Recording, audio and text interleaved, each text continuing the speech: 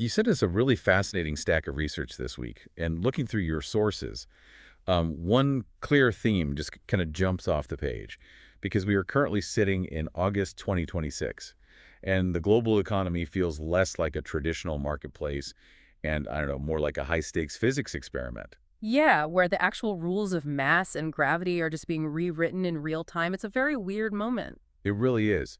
You handed us articles covering things like the hidden, fiercely unpredictable costs of using corporate artificial intelligence, and then this bizarre new monetization of a former president's social media posts.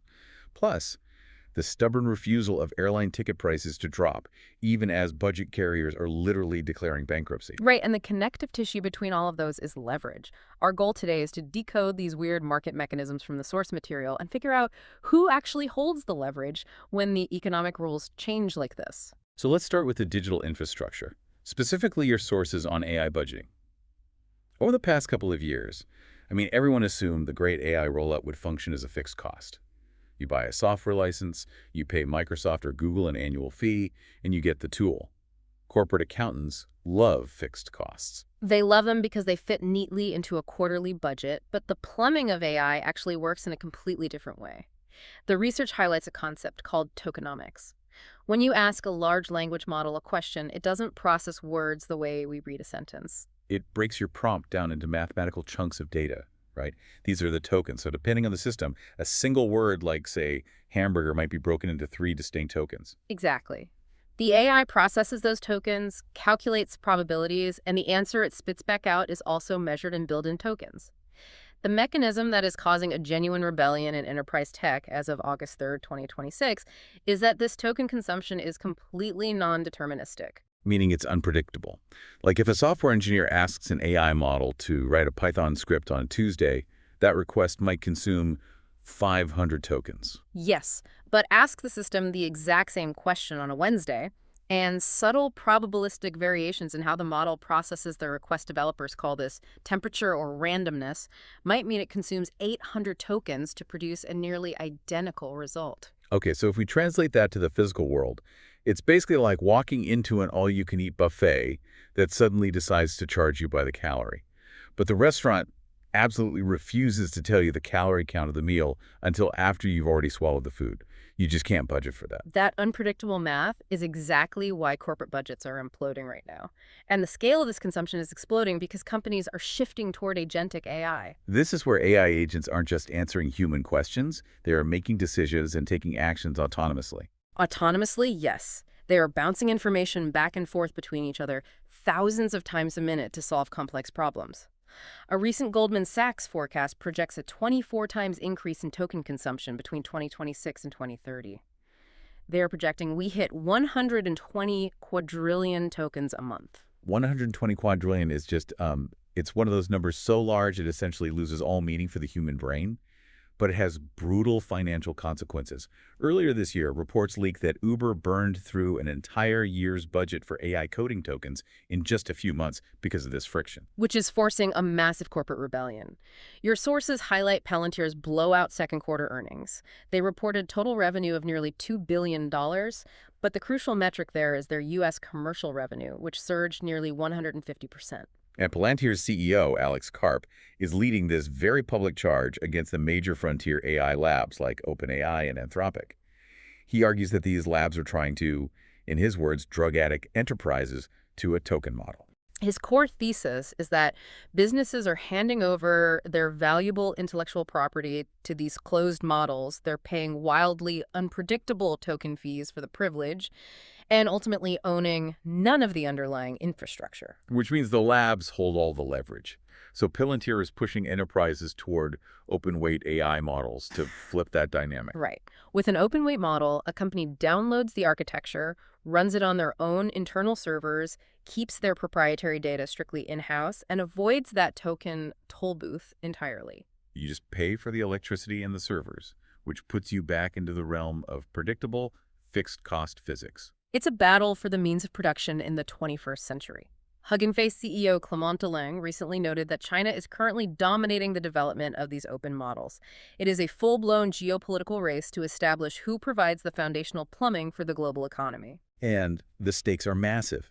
Amazon just hit a $3 trillion market cap and simultaneously hiked its AI capital expenditure to a staggering $220 billion for the year, just to build out this infrastructure. Because they know whoever controls the server racks controls the future toll roads. Moving from companies extracting value from digital data, your research also points to a totally different kind of friction.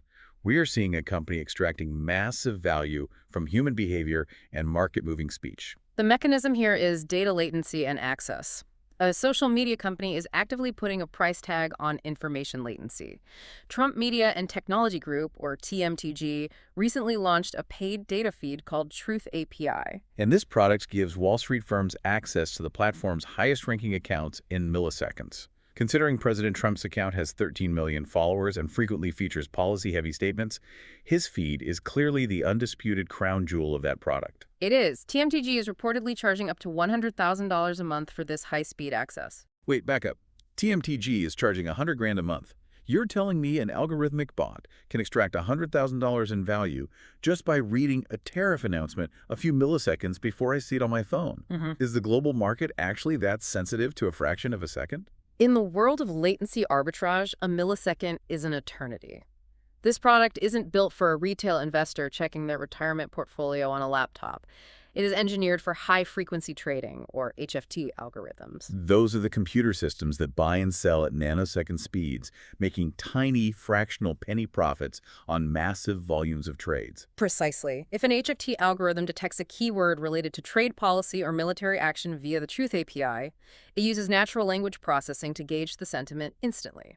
It can then execute thousands of trades across multiple exchanges before a human trader has even processed the first syllable of the post. The bots buy the affected stocks, wait for the human market to react 3 seconds later, and sell into that momentum. They're essentially paying a massive premium to legally front-run the human reaction. But that introduces some heavy ethical and legal friction, doesn't it? It certainly does. And just to be clear, we are strictly looking at the market mechanics reported in the sources, but politically, Democratic senators are actively asking the SEC to investigate the setup as a form of insider trading. They are arguing that selling early access to market-moving information violates fair market principles. But TMTG counters that argument by pointing out the underlying data is publicly available information, right? The posts go live for everyone. The company argues they are simply delivering that public information faster through a dedicated premium pipe. And in securities law, the test often hinges on the strict distinction between public and non-public information, rather than the speed of the fiber optic cable delivering it. The ultimate money weirdness here is the structural loop. You have a publicly traded company, which is majority owned by the president's family trust, standing to profit directly by selling Wall Street high-speed access to the market volatility caused by the president's own public statements. The platform controls the latency, so they can charge a premium to the traders who are desperate to minimize their own friction. It perfectly distills who has leverage in a digital economy. The entity controlling the bottleneck extracts the maximum rent from the participants rushing to react. Honestly, hearing about bots parsing human language to execute thousands of trades at nanosecond speeds makes my head spin a bit. If you're like me and need to step away from the algos for a minute to recharge, you can find brain candy, financial candy, and classic audiobooks at clarinarratio.com. But getting back to the physical world, because while Wall Street algorithms are paying $100,000 premiums to shave off milliseconds digitally, your sources show regular consumers are paying massive premiums just to move heavy goods around the physical globe. The underlying mechanism there is the geopolitical supply shock. Specifically, we're looking at how the ongoing conflict with Iran is cascading through the physical economy as of August 2026. The geography itself has become a choke point. Right. The Houthi blockade is severely affecting Saudi Red Sea ports, and that's combined with a highly constrained Strait of Hormuz. Maritime analysts are calling the threat to oil tankers the worst since the war began. To give you a sense of how geopolitical friction translates into corporate leverage, BP just posted a $5.7 billion profit, which is their highest since 2022. We really need to unpack how this actually hits the consumer's wallet, because it's not just an abstract conversation about the price of crude oil. It's about refined petroleum products, specifically diesel. The U.S. is currently short on global diesel capacity, down about 8%. And as a result, California diesel prices have jumped to $6.92 a gallon. The transmission mechanism from a California gas pump to a consumer buying groceries in Ohio is fascinating. Because nearly a third of all container ship imports and exports in the United States travel through the San Pedro Bay port complex in Southern California, meaning before a television or a pair of sneakers ends up on a retail shelf anywhere in the country, it gets unloaded in Los Angeles and placed onto a truck or a train that operates on West Coast fuel prices. Exactly. A massive share of the entire American supply chain is forced to pay California diesel premiums. That transportation cost gets baked into the wholesale price, which ultimately drives up the cost of goods for everyone, regardless of where they live. The transportation companies pass that cost down because they have the leverage to demand it. The retailer needs the sneakers, so they pay the freight cost. And we're seeing this exact same dynamic of consolidated pricing power playing out in the airline industry, which was the final piece of the research you submitted. The airline squeeze is wild right now. Federal data shows June airfare was up 26.5% compared to 2025. Because jet fuel costs are up about 50% since the Iran conflict escalated earlier this year. But here's where the market mechanism gets really interesting. The major airlines are flat out refusing to absorb that cost. They are holding on to their pricing power and passing the entire burden to the passenger. United and American Airlines are both reporting minimal to zero negative impact on consumer demand, despite jacking up their fares. People are still buying the tickets. And while the major legacy carriers rake in the revenue, smaller budget discounters like Spirit have completely collapsed into bankruptcy because they couldn't absorb the fuel costs or pass them on to their highly price-sensitive customers. The four biggest airlines, American, Delta, United, and Southwest, now control over 82% of the domestic market share. If you need to fly to Chicago to see your family, and the ticket is $800, you pay the $800 because you simply don't have another viable choice. There is no budget carrier left on that route to undercut the legacy pricing. The lack of competition entirely removes the ceiling on pricing.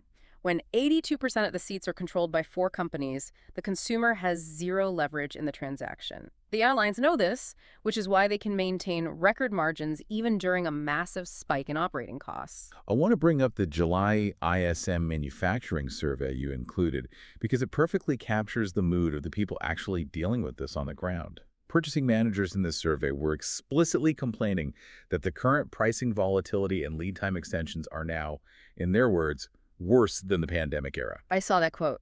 I have to ask, is that just recency bias from frustrated supply chain managers? Or is this modern knot of regional wars and highly consolidated corporate pricing power actually a tougher economic problem to solve than the 2020 lockdowns? The fundamental distinction between 2020 and 2026 is the difference between a temporary shock and a structural shift. The pandemic era was characterized by a massive involuntary pause in global volume. Factories physically shut down, ships stopped moving, and demand plummeted overnight. But what we are seeing in August 2026 is the exact opposite of a volume pause. Demand is incredibly high. People are flying, goods are shipping, enterprises are building out massive AI data centers. Right, but the entities controlling the bottlenecks, the fuel refiners, the consolidated legacy airlines, the data platforms, have realized they possess absolute leverage.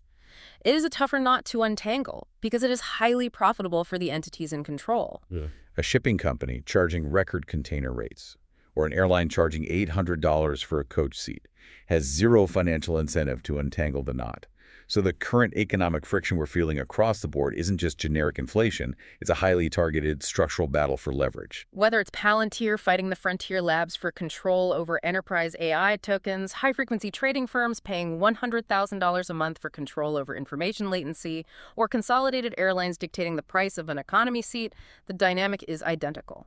The entities that hold the leverage at the bottleneck are simply passing the bill down the line. And right now, the everyday consumer and the average enterprise are the ones forced to pay it. It really makes you wonder about the long-term trajectory of that leverage. In what sense? Well, if Wall Street is willing to pay $100,000 a month for a millisecond advantage on a human social media post today, how long until autonomous AI agents are the ones paying for these APIs, trading against each other at light speed, and completely removing human logic from the supply and demand equation altogether? Once the algorithms are negotiating the friction with other algorithms, trading on probabilities and nanosecond latency, the human economy essentially becomes a passenger in its own vehicle. It turns out the physics of our economy haven't stopped working. We've just handed the math over to the machines, and they are charging us by the calorie to do the calculations. Thanks for sending in this stack of research. Keep questioning the friction, and we'll see you next time.